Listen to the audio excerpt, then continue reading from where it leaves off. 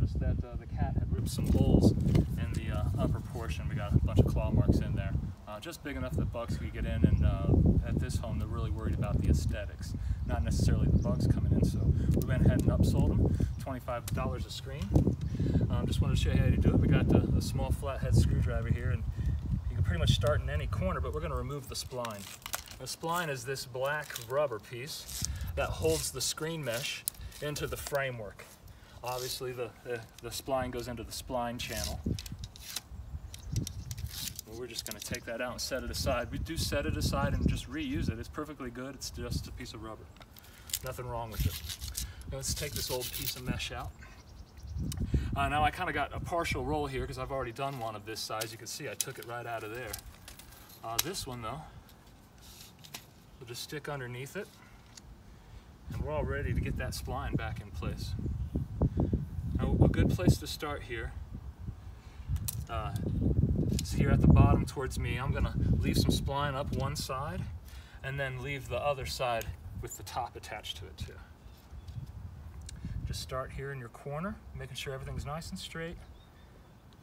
Poke my corner in with my screwdriver.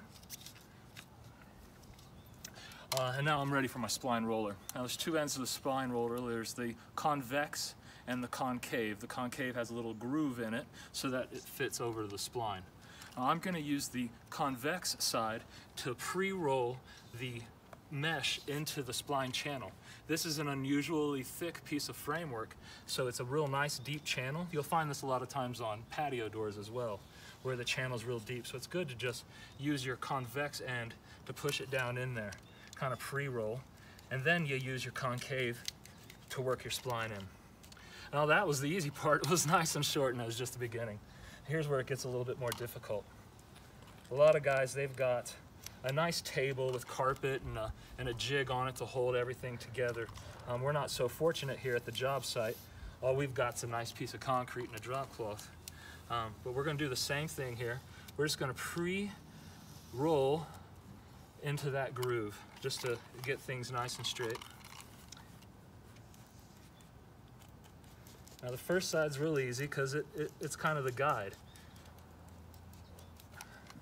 First two edges, they're still square.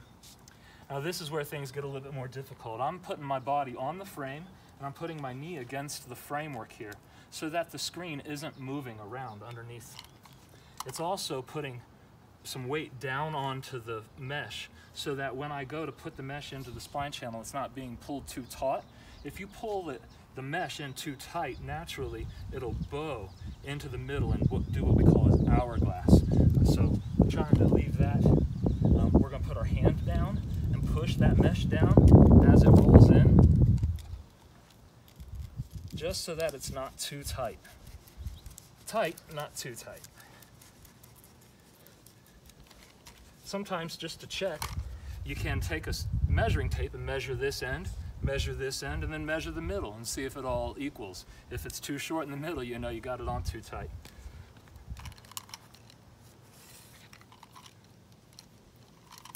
Pre-roll my last edge here. Get it in.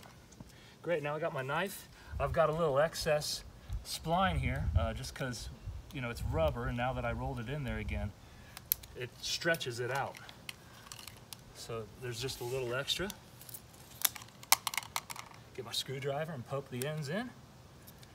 Get my corners that I didn't poke before. And now my knife. You're just going to keep cutting away from yourself.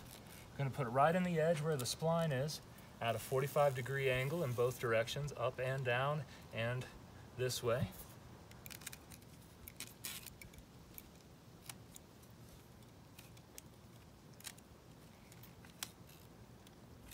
Finagle around the corner.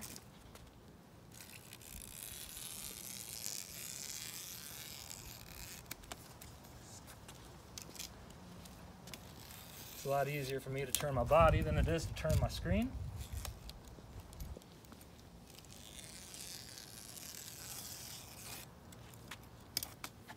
There you go. One fresh screen mesh. Thanks everybody. If you have a question, ask your lead tech. Have a good day.